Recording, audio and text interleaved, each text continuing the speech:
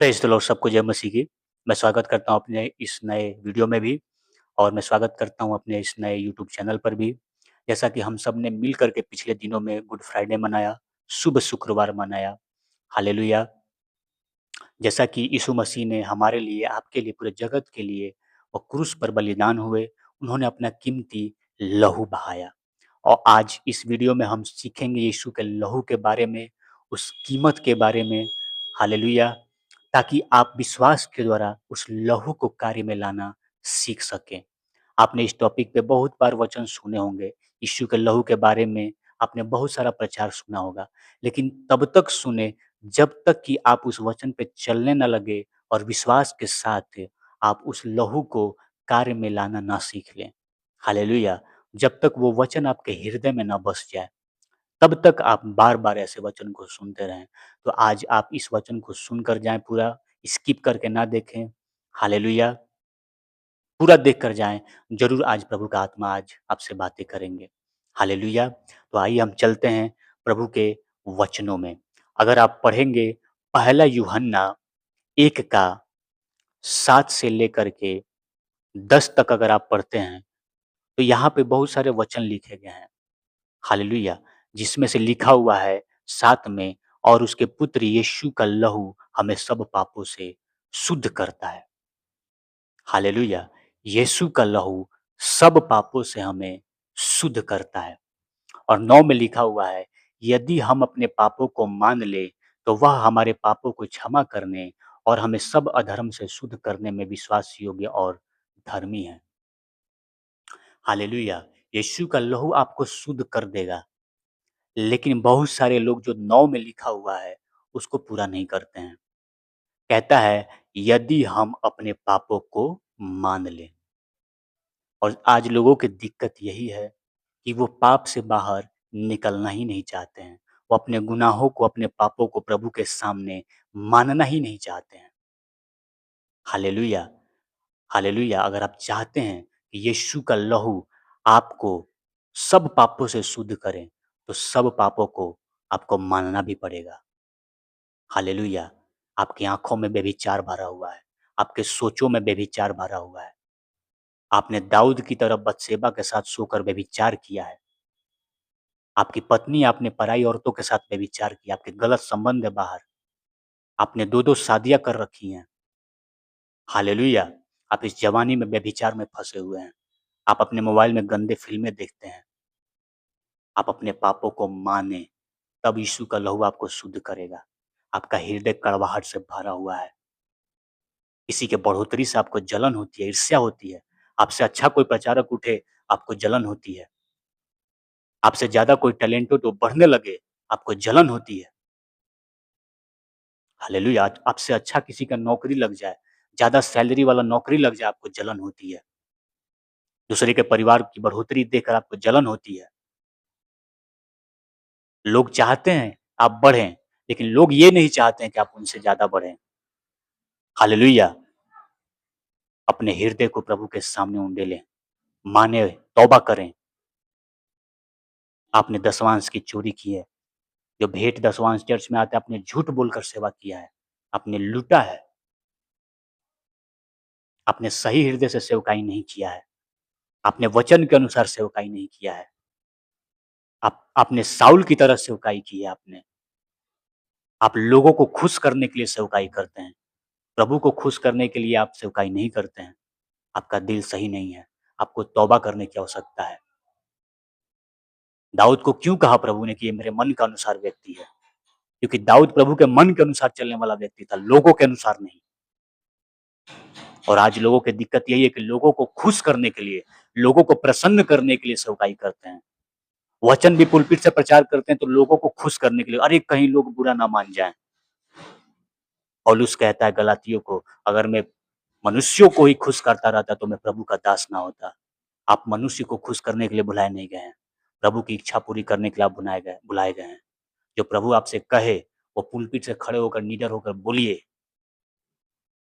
आपने अच्छे से सेवकाई नहीं की है। आपने प्रभु की इच्छा के अनुसार सेवकाई नहीं की है, आपको तौबा की आवश्यकता है। अगर आप तौबा कर लेंगे, आपको भी यीशु का लहू धोकर पाक करेगा और साफ करेगा। आपने व्यभिचार किया है, शादी से पहले आपने सेक्सुअल रिलेशन बनाया आपने, प्रभु आपको धोकर साफ करेगा। तौबा करें, बताएँ प्रभु के सामने, मानें। लेकिन आज दिक्कत लोगों की यही है कि हम निकलना ही नहीं चाहते, हम उसी में खुश हैं, हम उसी में प्रसन्न हैं। हमको नहीं छोड़ना है व्यभिचार। हालेलुया! क्यों? क्योंकि एन्जॉय कर रहे हैं। हालेलुया! तो फिर मैं आपको एक और वचन पढ़ाना चाहता हूँ जहाँ पे अगर आप रोमियो 5 निकालेंगे, आप रोमियो निकाल लीजिए। हालेलुया! अगर आप रोमियो की पत्री 5 पढ़ेंगे, तो रोमियो की पत्री 5 का 9 में लिखा हुआ है, अतः जबकि हम अब उसके लहू के कारण धर्मी ठहरे, तो उसके द्वारा परमेश्वर के क्रोध से क्यों न बचेंगे? यीशु मसीह के लहू के द्वारा हम धर्मी ठहरते हैं, तो आने वाले परमेश्वर के क्रोध से हम क्यों न बचेंगे? लेकिन आप तो तौबा करना ही नहीं चाहते हैं। आप तो चाहते ही नहीं है कि यीशु मसीह का लहू आपको धोकर पाक करे, साफ करे। आप अपने पापों को तो प्रभु के सामने मानना ही नहीं चाहते हैं, तो फिर आप परमेश्वर के क्रोध से कैसे बचेंगे? तौबा कर लीजिए, बोलिए कि प्रभु मेरे मन को धो, मेरा जो मरा हुआ विवेक है धोकर जिंदा कर। जब ये विवेक मरा होता है, तो आप जो गलत कर रहे होते हैं आपको सही लगता है, इसीलिए आप मन नहीं फिराते हो। हालेलुया! यीशु मसीह का लहू हमारे मरे हुए विवेक को भी जिंदा करता है, क्योंकि जब ये विवेक मरा होता है ना, तो हम जो पाप कर रहे होते हैं लगता है कि हम यही सही कर रहे हैं। लेकिन जिस दिन यीशु का लहू आपके विवेक को धोएगा, आपका मरा हुआ विवेक जिंदा हो उठेगा। आपको मालूम होगा मैं गलत कर रहा हूँ। मैं तो उस अपने पिता से, परमेश्वर से दूर हो चुका हूँ। मैं तो व्यभिचार में हूँ, मैं तो नशे में हूँ, मैं तो गलत संगति में पड़ा हुआ हूँ, मैं तो वचन के खिलाफ कार्य कर रहा हूँ, मैं तो वचन के अनुसार सेवकाई नहीं कर रहा हूँ। मेरा भी मन जब मेरा विवेक मरा हुआ था, ऐसे दारू के बोतल हमारे सामने होते थे, बियर की बोतल हमारे सामने होते थे, हाथ में सिगरेट होते थे। हालेलुया! गलत चीज़ों में फँसे हुए थे, गंदगी में थे। हालेलुया! लेकिन जब यीशु के लहू ने हमारे मन को, विवेक को धोया, तो हमने दारू के बोतल को, हमने बियर के बोतल को किनारा कर दिया। हालेलुया! हम बियर का बोतल उठाते थे, दारू का बोतल उठाते थे, सिगरेट उठाते थे।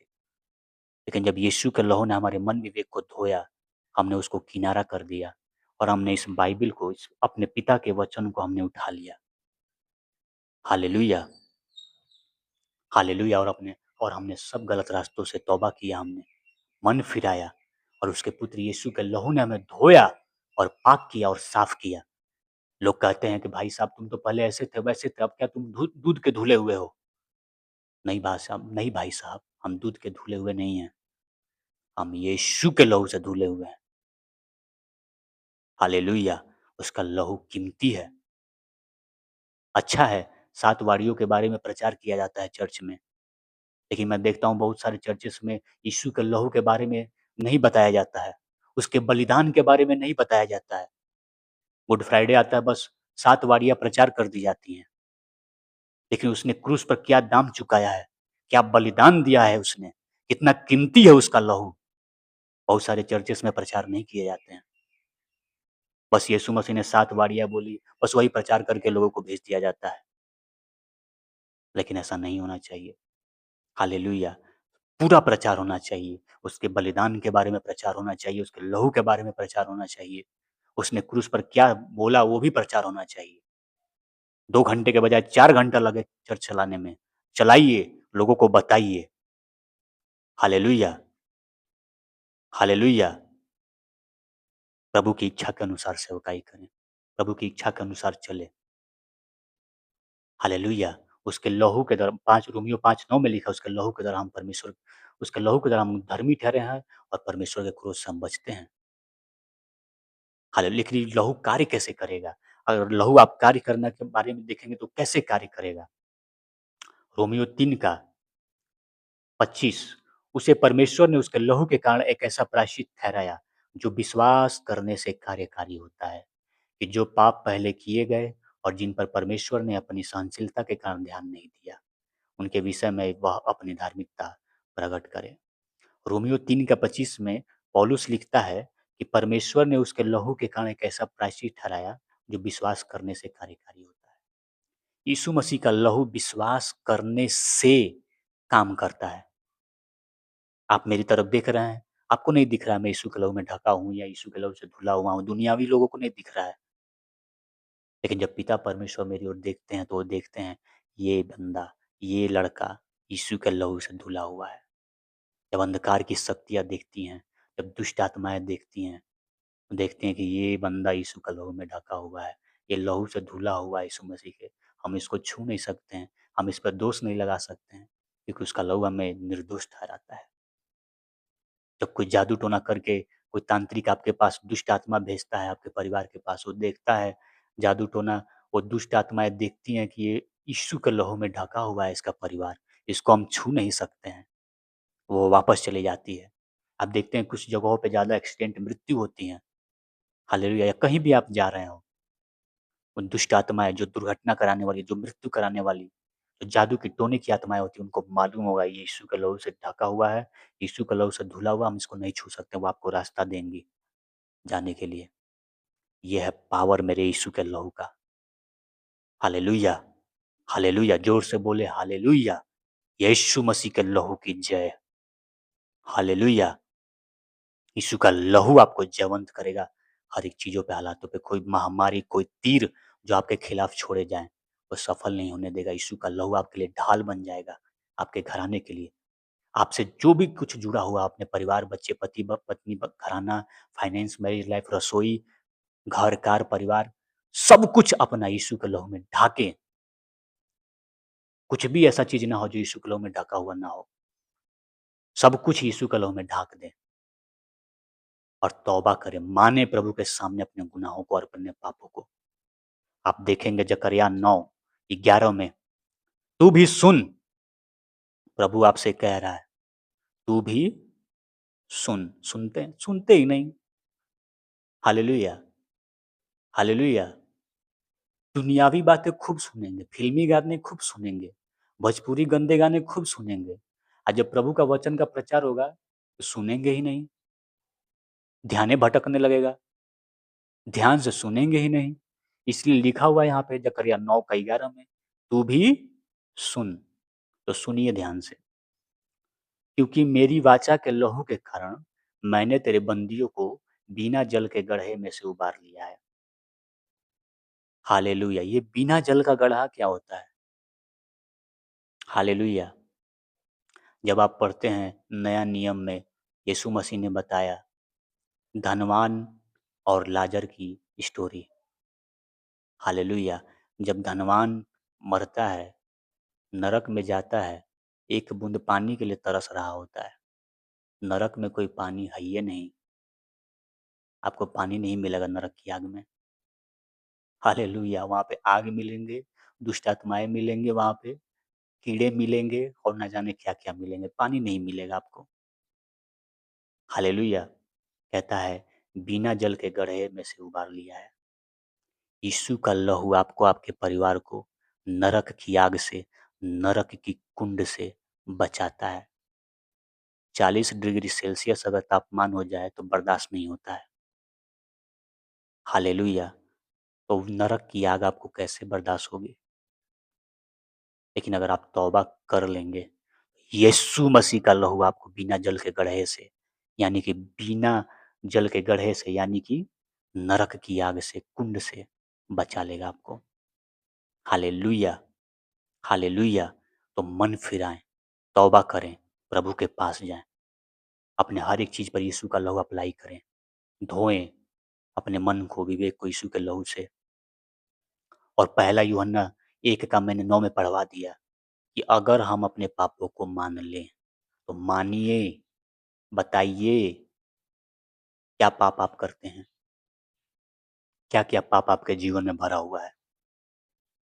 हालेलुया! हालेलुया! तो मैं उम्मीद करता हूँ कि आपने पूरा वचन सुना है। अगर आपको नहीं समझ में आया तो फिर से आप इस वचन को सुनें और आप कमेंट करके बताएँ कि आपको कैसा वचन लगा और क्या आप चाहते हैं कि मैं और भी वचन लेकर आऊँ तो कमेंट करके बताएँ। लाइक भी करें, इस वीडियो को शेयर भी करें, दूसरों तक पहुँचाएँ ताकि वो भी जान पाएँ यीशु के लहू की कीमत को। हालेलुया! और मेरे चैनल को ज़रूर से ज़रूर आप सब्सक्राइब कर लीजिए बेल आइकन दबा लीजिए ताकि जब भी मैं वीडियो डाला करूँगा आपके सामने सबसे पहले नोटिफ़िकेशन आ जाया करेगा। हालेलुया!